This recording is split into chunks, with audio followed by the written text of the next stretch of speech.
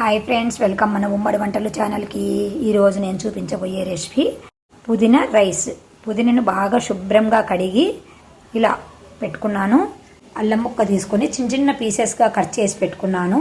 ఈ అల్లం ముక్కలను మిక్సీ జార్లో వేసుకోవాలి. పచ్చిమిర్చి ముక్కలను కూడా మిక్సీ జార్లో వేసుకోవాలి. ఇందులోనే మనము ఈ పుదీనాను కూడా వేసేసి కొంచెం కచ్చా పచ్చాగా మనము మిక్సీ పట్టుకోవాలి. ఇందులోనే తగినంత ఉప్పు కూడా వేసుకుంటున్నాను. మీ అన్నం ఎంత కావాలనుకుంటే దానికి తగినట్లుగా ఉప్పు వేసుకోండి. ఇలా మిక్సీకి పట్టి పక్కన పెట్టుకోవాలి. మనము కొంచెం మెత్తగా కాకుండా కొంచెం ఇట్లా పలుకులుగా పెట్టుకోండి. నా దగ్గర పచ్చి శనగలు ఉంటే పచ్చి శనగలు వేసుకున్నాను, లేకుంటే శనగ బేడలు వేసుకోవచ్చు, లేదా కాబూలి శనగలు అంటారు కదా, అవి కూడా వేసుకోవచ్చు. వీటిని కాబూలి శనగలు కానీ ఈ పచ్చి శనగలను కానీ మనం ఏం చెయ్యాలి అంటే పెట్టుకొని 3 విజిల్లు రానిచ్చుకోవాలి. పైన బాండి పెట్టి ఒక 2 స్పూన్ల ఆయిల్ వేసి ఆవాలు, జీలకర్ర, మినప్పప్పు వేసి బాగా చిటపటలాడాక ఇవి కుక్కర్లో పెట్టి ఉడికించుకున్నాం కదా, ఇవి కూడా పోపులోనే వేసేయాలి.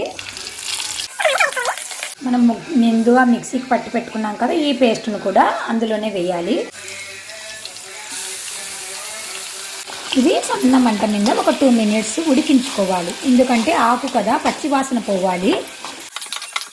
కొన్ని పచ్చి కొబ్బరి ముక్కలను మిక్సీలో వేసుకొని, ఎక్కువ వేసుకొని అక్కర్లేదండి, కొంచెం వేసుకొని దీన్ని మిక్సీ పట్టుకోవాలి.